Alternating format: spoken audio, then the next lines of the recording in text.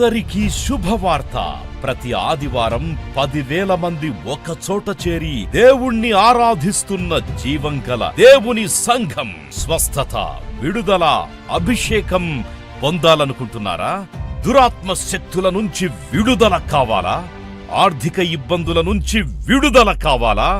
సంతానలేమితో బాధపడుతున్నారా?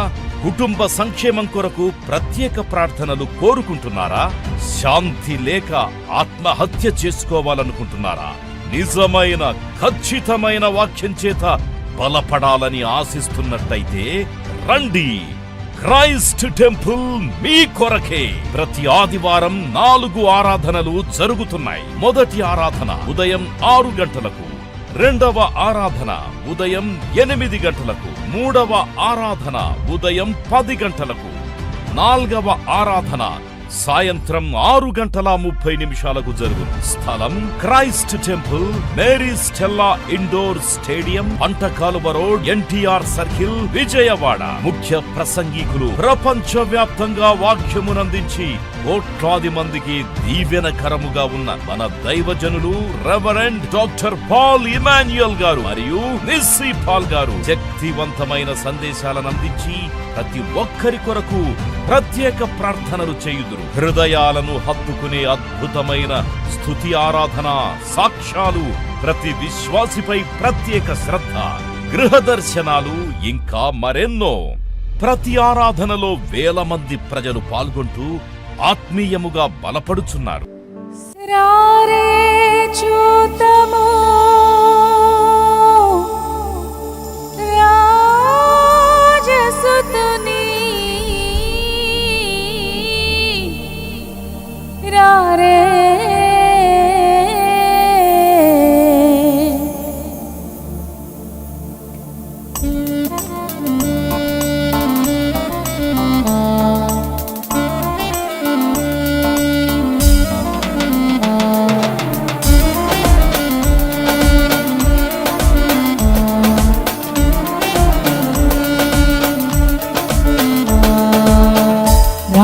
చూతము రాజసుతుని రేయి జననామాయను. రారే చూతము రాజసుతుని రేయి జననామాయను. రాజులకు రాజు మెస్సయ్యా, రాజులకు రాజు మెస్సయ్యా, రాజితం మదిగో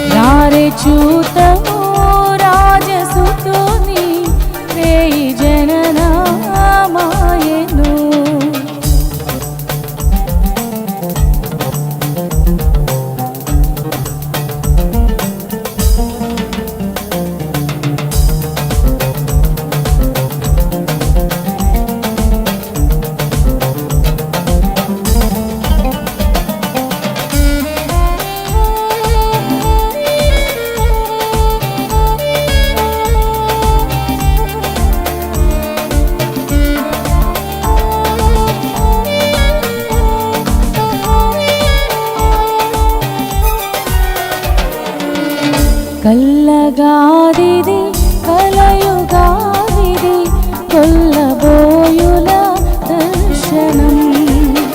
తెల్లగాదిది కలయుగాదిది కొల్లబోయుల దర్శనం. తెల్లగానదే తేజరిల్లెడి తెల్లగానదే తేజరిల్లెడి తారగాంచరే త్వరగరారే తారగాంచరే త్వరగరారే రారే చూతము రాజసుతుని రేయి జననామాయెను. రారే చూతము రాజసుతుని రేయి జననామాయెను.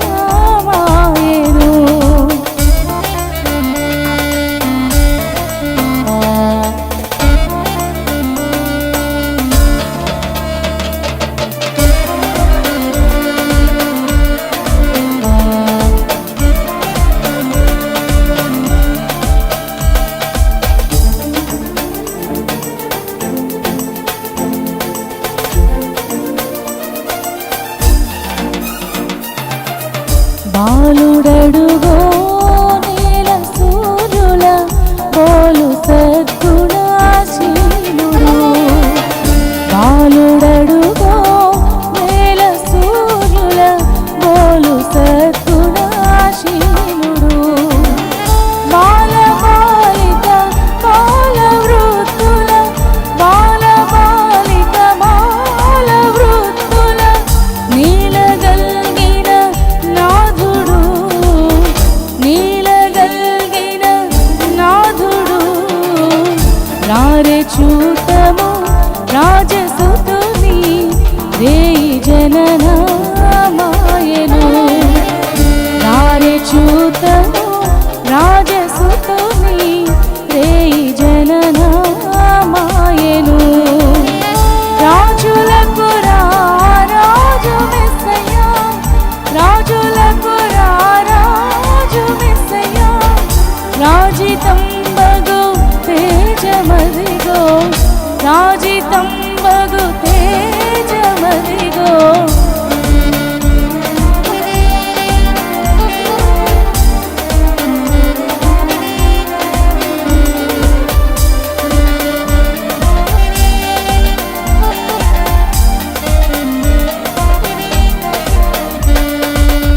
ఇది యెహోవాను ఏర్పాటు చేసిన దినము, దీని అందు ఉత్సహించి సంతోషించుదాం. ఒక దినాన్ని దేవుడు మన జీవితంలో పొడిగిస్తున్నాడంటే మనం ఆయన స్తుతించబద్దులమై ఉన్నాం. అనేక మంది ఈ దినాన్ని చూడాలని ఆశపడ్డారు గత రాత్రి, కానీ ఉదయానికే వారి ఈ భూమి మీద లేకుండానే గతించిపోయారు. మను నిన్ను స్తుతించిన అటువంటి మాటను మనం చూస్తుంటాం. మనం మట్టిలోకి వెళ్ళిపోతే మనం ప్రభువును స్తుతించేటువంటి వారంగా ఉండేవారం కాదు. దేవుడు మన సజీవ లెక్కలో ఉంచాడు కాబట్టి ఆయన మనం స్తుతించబద్దులమై ఉన్నాం. మను నిన్ను స్తుతించిన సజీవులే కదా నేను స్తుతించెదరు ఆరాధించెదరు అని దేవుని లేఖనం సెలవిస్తూ ఉంది. మన జీవితంలో విడుదల కొరకు మనం ప్రార్థన చేయాలి. మన జీవితంలో స్వస్థత కొరకు, ఆత్మీయ స్వస్థత, శారీరక స్వస్థత, మానసిక స్వస్థత కొరకు ప్రభువులో ప్రార్థించాలి. చూడండి, యేసుక్రీస్తు అనేటువంటి మాట మనం చూస్తున్నప్పుడు యేసు అనగా రక్షకుడు, క్రీస్తు అంటే అభిషక్తుడు. క్రీస్తు అనే మాట పరిశుద్ధ గ్రంథంలో జాగ్రత్తగా చూస్తే 900కు పైగా రాయబడిందండి. యేసు అనే మాట బైబిల్ గ్రంథంలో ఎన్నిసార్లు రాయబడింది? 900కు పైగా సార్లు రాయబడింది. క్రీస్తు అనేటువంటి మాట సుమారుగా 500కు సార్లు పైగా రాయబడింది. యేసు అనే మాటకు రక్షకుడు అయితే క్రీస్తు అనేటువంటి మాటకు అభిషక్తుడు. మనం చేసిన పాపాల నిమిత్తం ప్రభు యేసుక్రీస్తు ప్రభువారు తన అమూల్యమైన రక్తాన్ని కార్చారు, మనల్ని క్షమించాడు. ఇంకా మనం పాపం చేయకుండా క్రీస్తులో నడవాలి అంటే మనకు క్రీస్తు ఇచ్చే అభిషేకము కావాలి. ఆలోచన చేయండి, ఆ రెండు చాలా ప్రాముఖ్యమైనది. ఈ ఉదయకాల సమయంలో ప్రార్థన ద్వారా జరిగేటువంటి కార్యాల గురించి మీతో మాట్లాడడానికి ఇష్టపడుతున్నాను. మానవ జాతికి దేవుడిచ్చినటువంటి అనేకమైన శ్రేష్టమైన బహుమానాల్లో దేవునికి ప్రార్థన చేసే అంశము చాలా ప్రశస్తమైనది. ప్రార్థన అనేది దేవుడిచ్చేటువంటి గొప్ప బహుమానమైన విషయాన్ని మనం గమనించాలి. మనం ఎవరమండి సృష్టికర్త మాట్లాడడానికి? అసలు మనకి ఏ అర్హత ఉందని, ఏ యోగ్యత ఉందని సకల చరాచర సృష్టిని తన నోటి మాట ద్వారా కలుగు చేసినటువంటి ఆ సర్వేషన్తో మాట్లాడడానికి. కానీ ఎంత గొప్ప కృప ఇచ్చాడంటే అబ్బా తండ్రి అని పిలిచేటువంటి గొప్ప ఆధిక్యత ప్రార్థన ద్వారా మనం ఏం చేసుకున్నాం, పొందుకున్నాం. కాబట్టి ప్రార్థన విశ్వాసికి ఊపిరి లాంటిది. ప్రార్థన ఎలాంటిది? విశ్వాసికి ఊపిరి ఉండాలి. ఊపిరి తీసుకోకుండా మనం ఒక్క నిమిషం కూడా ఈ విధంగా బ్రతకలేము. ప్రతి విశ్వాసి కూడా దేవునికి ప్రార్థన చేయకుండా, దేవునితో సహవాసం చేయకుండా, దేవునితో సంభాషణ లేకుండా తన జీవితంలో ఈ ఆశీర్వాదాన్ని పొందుకోలేడు, తన మనుగడను ముందుకు కొనసాగించలేడు. ప్రార్థన మన జీవితాల్లో అది నిత్య కృత్యం అవ్వాలి. అది ఊపిరిగా ఉన్నప్పుడే మనం దేవుని కోసం జీవించగలుగుతాం, దేవుని రాజ్యానికి చేరగలుగుతాం, దేవుని నామాన్ని మహింపచేటువంటి వ్యక్తులుగా ఉండగలుగుతాం. దేవుని వాక్యంలో చాలామంది వ్యక్తిత్వాలను మనం చూస్తుంటాం. నిజంగా కొంతమంది వ్యక్తిత్వాల నుంచి చాలా పాఠాలు మనం నేర్చుకోవాలి. దేవుడు ఒక వ్యక్తిని మన ముందు ఉంచబోతున్నాడు. ఆ వ్యక్తికి ఉన్నటువంటి పోరాట పటిమ, ఆ వ్యక్తికి ఉన్నటువంటి విశ్వాసం చాలా గొప్పది. ప్రార్థన చేస్తున్నప్పుడు మనం గుర్తుపెట్టుకోవాల్సిన ప్రాముఖ్యమైన అంశం ఏంటంటే విశ్వాసాన్ని ఏమాత్రం కూడా మనం ప్రక్కన పెట్టడానికి వీల్లేదు. గొప్ప విశ్వాసంతో ప్రార్థన చేయాలి. ఈరోజు ప్రార్థన చేస్తున్నప్పుడు జరుగుతుందో జరగదో అనేటువంటి అనుమానంతో ప్రార్థన చేయొద్దు. దేవుడు నా ప్రార్థన అంగీకరిస్తాడో అంగీకరించడం అనుమానంతో ప్రార్థన చేయొద్దు. దేవుని సముఖానికి వచ్చావు, నువ్వు చేస్తున్న ప్రతి ప్రార్థనకు దేవుడు జవాబును అనుగ్రహిస్తాడు. నా దేవుడు నమ్మదగినటువంటి వాడు, నన్ను ఆశీర్వదిస్తాడు, నన్ను విమోచిస్తాడు, నన్ను రక్షిస్తాడు అనేటువంటి విశ్వాసంతోనే మనం ప్రార్థన చేయాలి. సాతానుడు మన జీవితాల్లో కొన్ని సందర్భాల్లో అవిశ్వాసాన్ని మన జీవితాల్లో కలిగిస్తుంటాడు. నిజంగా జరుగుతుందా? నిజంగా ప్రార్థన ద్వారా కార్యం సఫలమవుతుందా? నిజంగా నీ జీవితం గట్టెక్కుతుందా? నిజంగా నీకు మంచి భవిష్యత్తు వస్తుందా? నీ బిడ్డలు నిజంగా మారతారా? ఇలాంటి అనుమానాలు సాతాను నీ జీవితంలో కలిగిస్తున్నప్పుడు, సాతానా నా వెనుకకు పొమ్ము, నా దేవుడు ప్రార్థన ఆలకించువాడు. నా దేవుడు ప్రార్థన ఆలకించడం మాత్రమే కాకుండా ప్రార్థన జవాబు అనుగ్రహించేటువంటి దేవుడు. ఏ సమయంలో ఏ అవసరత ఆయన తీర్చాలో ఆయనకి బాగుగా తెలియను. దేవుని సన్నిధి మన అవసరాలు తీరుస్తుందట. దేవునిలో ప్రార్థన చేయడం ద్వారా దేవుని అవసరాలు ఏం చేస్తాడు? తీరుస్తాడు. ఏలియా నిజంగా చాలా భయంకరమైన పరిస్థితుల్లో ఉన్నాడు. తన యొక్క రాజు అయినటువంటి ఆహాబు యెజెబెల్ ద్వారా హెచ్చరింపబడుతున్నాడు. 850 మంది అషేరాదేవి ప్రవక్తలను, బయలు ప్రవక్తల్ని ఒంటి చేత్తో కర్మెల పర్వతం మీద జయించిన వాడు, హతమార్చిన వాడు ఏలియా అయితే, మరుసటి రోజే ఒక సందేశం వచ్చింది, ఏ రీతిగా ఆ ప్రవక్తలను చంపావో వారిలో ఒకరైపోతావు అని. ఎప్పుడైతే రాణి రాజు ఎప్పుడైతే భయపెడుతున్నారో ఏలియా చాలా భయంతో ఉన్నాడు. ఆ టైంలో వాడు గుర్తుపెట్టుకున్నాడు, భయపడుతున్నప్పుడు నేను ఏం చేయాలి? ప్రార్థించాలి. మనం భయపడుతున్నప్పుడు ఏం చేస్తామంటే వాళ్ళతో వీళ్ళతో మాట్లాడి నిజంగా ఏదో ఉపశమనం పొందాలనుకుంటాం. మనల్ని ఎవరన్నా ఏదన్నా అన్నా, మనం ఒక టెన్షన్లో ఉన్నా, ఇంకో మాటలో చెప్పాలంటే మనుషుల గందరగోళ పరిస్థితులు ఉన్నప్పుడు మనుషులకు వెంటనే కాల్ చేస్తాం. కాల్ చేసి సమస్య అంతా చెప్పుకుంటాం. వాళ్ళు ఏదో మనకి ఆదరణ ఇచ్చేటువంటి వారుగా, వారేదో మనకి జవాబునిచ్చేటువంటి వారుగా ఫీల్ అవుతుంటాం. కానీ గుర్తుపెట్టుకోండి, బాధ వచ్చినప్పుడు, టెన్షన్ పడుతున్నప్పుడు, ఆందోళనతో ఉన్నప్పుడు, చింత నీ జీవితంలో కలుగుతున్నప్పుడు, ఒకవేళ నీ జీవిత సమస్యల నిమిత్తం కృంగుదలోకి వెళ్ళిన పరిస్థితుల్లో నువ్వు వెంటనే మోకాళ్ళు వేసి ఏం చేయాలి? ప్రార్థన చేయాలి. సో నీ జీవితంలో ప్రతికూలత వచ్చినప్పుడు, నీ జీవితంలో కష్టం వచ్చినప్పుడు వెంటనే మోకాళ్ళు ఉండి ఏం చేయాలి? ప్రార్థన చేయాలి. విచారించడం మానాలి, బాధపడటం మానాలి, చింతపడటం మానాలి. మనకి సమస్య రాగానే చింతపడుతుంటాం, మనకి ఇబ్బంది రాగానే ఎంతగానో హైరాణ పడుతుంటాం. వీటన్నిటిని ప్రక్కన పెట్టి ప్రార్థన చేయటం మొదలెట్టాలి. స్తోత్రం చెప్పండి. యెహోషాపాతు జీవితం మనందరికీ తెలుసు. సమస్య వచ్చినప్పుడు, యుద్ధము చేయాల్సిన పరిస్థితి వచ్చినప్పుడు, 3 రాజ్యాల వారు యెహోషాపాతు మీదకి దండెత్తి వచ్చినప్పుడు ప్రార్థన చేశాడు. దేవుని సముఖానికి వెళ్ళి ప్రార్థన చేసి సమస్యని ఎవరి చేతిలో పెట్టాడు? దేవుని చేతిలో పెట్టాడు. మీ జీవితంలో జాబ్లో సమస్య వచ్చిందా? కుటుంబంలో మీ మ్యారిటల్ ఇష్యూస్ ఏమైనా వచ్చినాయా? భార్యాభర్తల మధ్య ఏదైనా తగాదాలు వచ్చినాయా? అయితే బిడ్డలకి మీకు ఏదైనా సమస్య వచ్చిందా? ఒక కార్యాన్ని మీరు తలపెడదామని అనుకుంటున్నారా? ఒక కార్యం జరగాలని ఆశపడుతున్నారా? సో మీరు ఎక్స్పర్ట్స్ని కలిసే కంటే, డాక్టర్స్ని కలిసే కంటే, లేకపోతే సైకాలజిస్ట్ని కలిసే కంటే సర్వసృష్టికర్త నుండి యేసయ్యను కలవటం ద్వారా, ప్రార్థన చేయడం ద్వారా సమస్యకు పరిష్కారాన్ని ప్రభువే ఇస్తాడు. బైబిల్ గ్రంథంలో యాయీరు అనేటువంటి ఆ వ్యక్తి గురించి నేను మీతో మాట్లాడని ఇష్టపడుతున్నాను. ఆ వ్యక్తి తన జీవితంలో గొప్ప అద్భుతాన్ని పొందుకున్నాడు. మీలో ఎంతమంది మీ జీవితాల్లో గొప్ప అద్భుతాన్ని పొందుకోవాలని ఆశిస్తున్నారో? Praise the lord. దేవుని నుంచి అద్భుత కార్యాలు ఆశించాలి. Expect great things from God and attempt great things for God. ఈ మాటను డాక్టర్ విలియం కేరీ చెప్పారు. Attempt great things for God. దేవుని కొరకు గొప్ప కార్యాలు చేయండి. దేవుని నుంచి గొప్ప కార్యాలు ఆశించండి.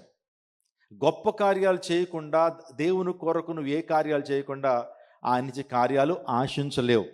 దేవుని కొరకు గొప్ప కార్యాలు చేద్దాం, దేవుని నుంచి గొప్ప కార్యాలు పొందుకుందాం. కాబట్టి గొప్ప కార్యం ఏంటంటే ప్రార్థన. దేవుని కోసం ఒక త్యాగపూరితమైన సమర్పణ. అబ్రహాము సమర్పణాపరుడు కాబట్టి అబ్రహాము తన కుమారుడు ఇస్సాకును బలి ఇవ్వటానికి కూడా వెనుకంజ వేల గొప్ప సమర్పణ ఉంది. సమర్పణ బలిపీఠాన్ని అబ్రహాం కట్టాడా కట్టలేదా? ఇప్పుడు నీ జీవితంలో సమర్పణ బలిపీఠాన్ని నువ్వు కట్టినప్పుడు దేవుని నుంచి ఆశీర్వాదాలు మెండుగా నువ్వు పొందుకుంటావు. సమర్పణ బలిపీఠం కట్టకుండా, ప్రార్థనా బలిపీఠాన్ని కట్టకుండా, ఆరాధనా బలిపీఠం కట్టకుండా అద్భుతాలు నీ జీవితంలో జరగవు. మీరు చూడండి, బైబిల్ గ్రంథంలో ఏ భక్తుని తీసుకున్నా వారు ప్రార్థనా ధూపాన్ని ప్రభు సన్నిధిలో వేశారు. సమర్పణ జీవితాన్ని కలిగి ఉన్నారు. హృదయపూర్వకంగా దేవుని ఆరాధించారో వారి జీవితం ద్వారా దేవుని ఘనపరిచారు. అందుని బట్టే దేవుడు వారిని విడిచిపెట్టకుండా అద్భుతాలు వారి జీవితంలో జరిగించారు. మనకున్న సమస్య ఏంటంటే మనం ఏం చెయ్యం దేవుని కొరకు. మనం దేవుని కొరకు, దేవుని యొక్క రాజ్య విస్తరణ కొరకు, నిజంగా దేవుని కొరకు శ్రమ ఉండదు, దేవుని కోసం ఏ పని చేయం, సమర్పణ ఉండదు, నిజమైన ఆరాధన ఉండదు. ఏదో అలా వచ్చి వెళ్ళిపోతాం. దేవుని నుంచి మనకి ఏం కావాలి? అద్భుతం కావాలి. దేవుడు అన్యాయస్తుడు కాదమ్మా, దేవుడు అన్యాయస్తుడు కాదు. నువ్వు ఏ విత్తనాన్ని విత్తుతావో ఆ పంటను కోస్తావు. నువ్వు ఏ కొలత అయితే కొలుస్తావో ఆ కొలత చేత కొలవబడతావు. ఇది బైబిల్ వాక్యం చెప్తున్నటువంటి సత్యం. కాబట్టి ఈరోజు నేను మిమ్మల్ని అందరినీ ఎంకరేజ్ చేస్తున్నాను. ఈ వ్యక్తిలో ఉన్నటువంటి గొప్ప విశ్వాసమే చనిపోయినటువంటి తన కుమారుని తిరిగి బ్రతికించుకోగలిగాడు. నేను ఇక్కడ శారీరకంగానే మాత్రం మాట్లాడట్లేదు. ఒకవేళ మీ బిడ్డలు కూడా అపరాధముల చేతను, పాపముల చేతను, పాపంలో చచ్చిన స్థితిలో ఉన్నట్లయితే, వారి బ్రతుకులు సరిగ్గా లేకపోయినట్లయితే, వారు జీవింపబడాలి, వారి జీవితంలో ఒక అద్భుతాన్ని జరగాలని ఆశిస్తున్నట్లయితే, మీరు తల్లిదండ్రులుగా మీరు ప్రార్థించాలి. మీరు దేవుని సన్నిధిలో మీ విశ్వాసాన్ని ఎక్స్ప్రెస్ చేయాలి. దేవుని కొరకు మీ విశ్వాసాన్ని కనపరిచినప్పుడు దేవుడు మీ జీవితంలో అద్భుతాన్ని జరిగిస్తాడు. మీ బిడ్డల్ని మరణం నుంచి తిరిగి లేపుతాడు. నా ప్రియ దేవుని యాయీరు అనే ఆ వ్యక్తి గురించి క్లుప్తంగా మనం మాట్లాడుకుందాం. మార్కు సువార్త 5వ అధ్యాయము 21 నుంచి 24 వచనాలు మనం చదువుదాం. మార్కు సువార్త 5వ అధ్యాయము 21 నుంచి 24 వచనాలు చదువుకుందాం. యేసు మరలా దోణి ఎక్కి అద్దరికి వెళ్ళినప్పుడు బహు జన సమూహము ఆయన యొద్దకు కూడి వచ్చెను. ఆయన సముద్ర తీరమునుండగా సమాజ మందిరపు అధికారుల్లో యాయీరు అని ఒకడు వచ్చి ఆయన చూచి ఆయన పాదముల మీద పడి, నా చిన్న కుమార్తె చావనై ఉన్నది, అది బాగుపడి బ్రతుకున్నట్లు నీవు వచ్చి దాని మీద నీ చేతులు ఉంచవలనని ఆయన మిగులు బ్రతిమలాడుకొనగా ఆయన అతనితో వెళ్ళెను.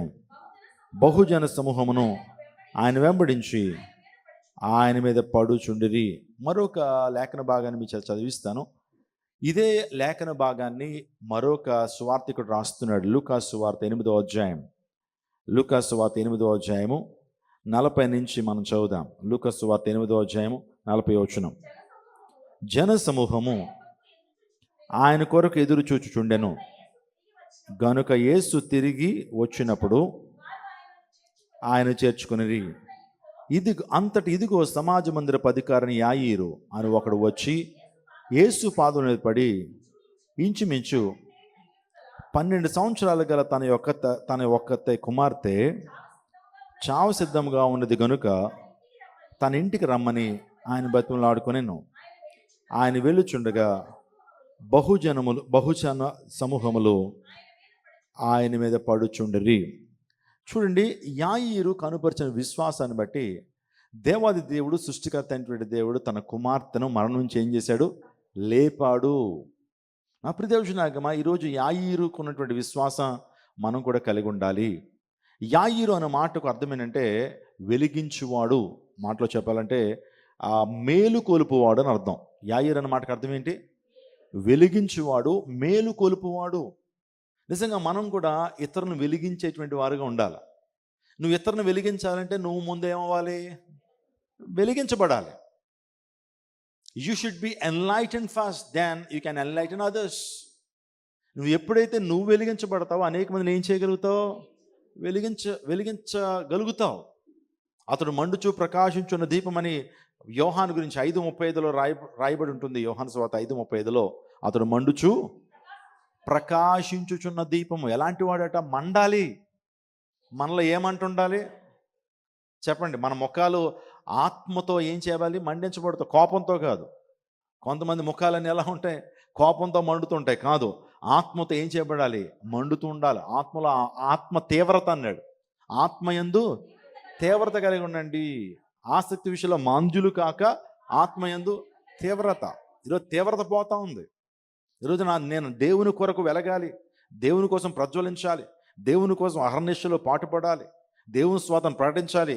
ఈ తీవ్రత పోతా ఉంది. భర్త గారి మీద కోపం తీర్చుకోవడానికి తీవ్రత. ఈ తీవ్రత కాదు మనకి. ఈ తీవ్రత ద్వారా మనకి బీపీ పెరుగుతుంది, అనారోగ్యం వస్తుంది.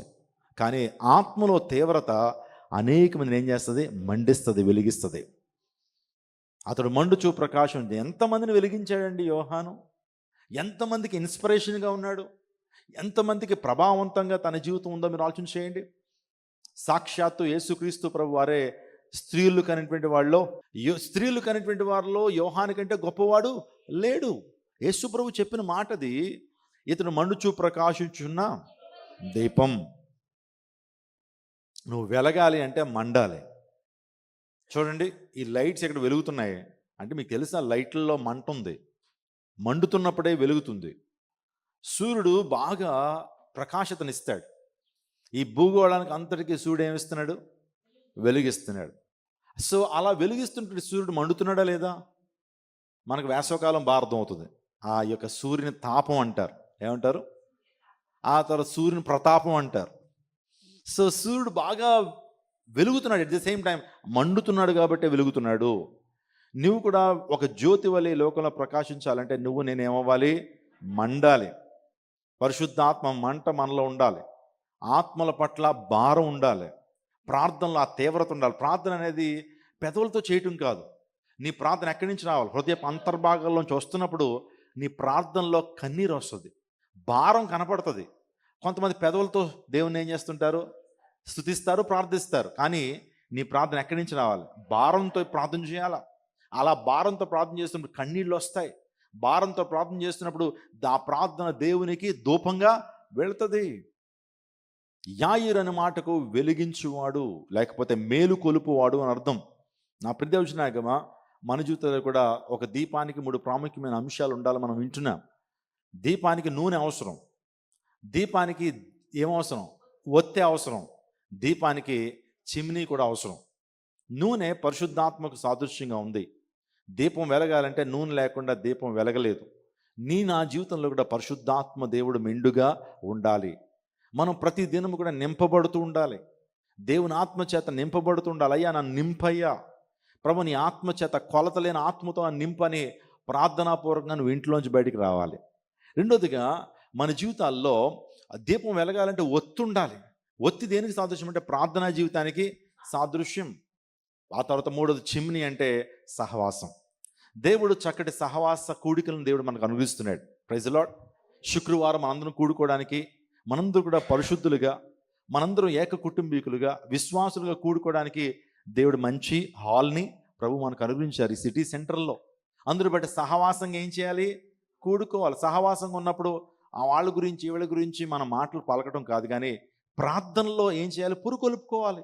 ఒకరినొకరు, సిస్టర్ గారు ఈరోజు నేను గంట సేపు ప్రార్థన చేశాను, సో మీరు ఎంతసేపు ప్రార్థన చేశారు? అమ్మ నేను 2 గంటలు ప్రార్థన చేశాను అని ఆ పోటీ తత్వం ఉండాలి తప్పించి వేరే రకమైనటువంటి ఆలోచనలు మనం పెట్టుకున్నప్పుడు పరిచర్య ద్వారా దీవెన పొందుకోమాట ప్రక్కన పెట్టండి. ఆ పరిచర్య కొన్ని సందర్భాలు ఏమవుతుంది? శాపంగా మార్చబడుతుంది. కాబట్టి పరిచారకులు చాలా జాగ్రత్తగా మీరు ప్రార్థనా జీవితాన్ని కలిగి ఉండాలి. మీ జీవితాల్లో ప్రభు పరిచయం చేస్తున్నప్పుడు దేవునికి సమీపంగా వస్తూ మండేటువంటి అనుభవం, వెలిగేటువంటి అనుభవంతో ఉన్నప్పుడు మీ యొక్క పరిచర్య మీ కుటుంబానికి దీవెనకరంగా మారుతుంది అనేటువంటి విషయాన్ని మీకు జ్ఞాపకం చేస్తున్నాను. నా ప్రియదేవునాగమా, సో బైబిల్లో సుమారుగా 5 యాయిరులు ఉన్నారు. ఎంతమంది ఉన్నారు? 5 యాయిరులు ఉన్నారు. యూదా వంశంలో ఒక యాయిరు ఉన్నాడు, మనుష్య గోత్రికుడు. సో ఆ యాయిరు గురించి దేవుని చిత్తం అయితే మరొకసారి మనం ధ్యానం చేద్దాం. ఇశ్రాయేల్ వంశంలో ఒక న్యాయాధిపతి ఉన్నాడు, ఒక జడ్జి మనం చూస్తాం. ఆ వ్యక్తి పేరు కూడా యాయిరు అనే విషయాన్ని చూస్తాం. ఆ తర్వాత మొర్దెకై తెలుసు కదా మీకు అందరికీ. మొర్దెకై ఎవరు? ఏ గ్రంథంలో ఉంటాడు మొర్దెకై? ఎస్తేర్ గ్రంథంలో ఉంటాడు. ఎస్తేర్ గ్రంథంలో ఉంటాడు. మొర్దెకై యొక్క తండ్రి పేరు కూడా యాయిరు అని దేవుని లేఖనం సెలవిస్తుంది. ఇలా 5 యాయిర్లు మనం చూస్తుంటాం.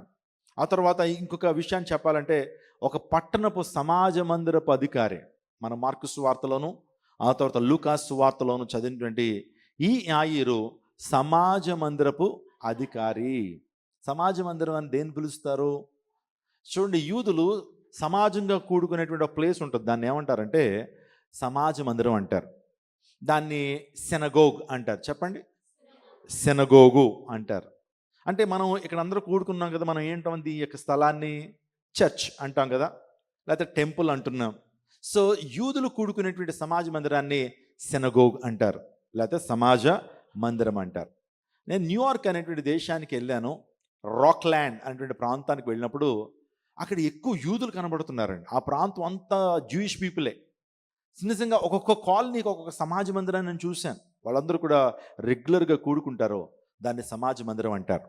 సో మనం చెప్పుకుంటున్న ఈ యొక్క వ్యక్తి ఆ సమాజ మందిరపు అధికారి. అధికారి అంటే ఏంటి చెప్పండి? తన చుట్టూ చాలామంది ప్రజలు ఉంటారు.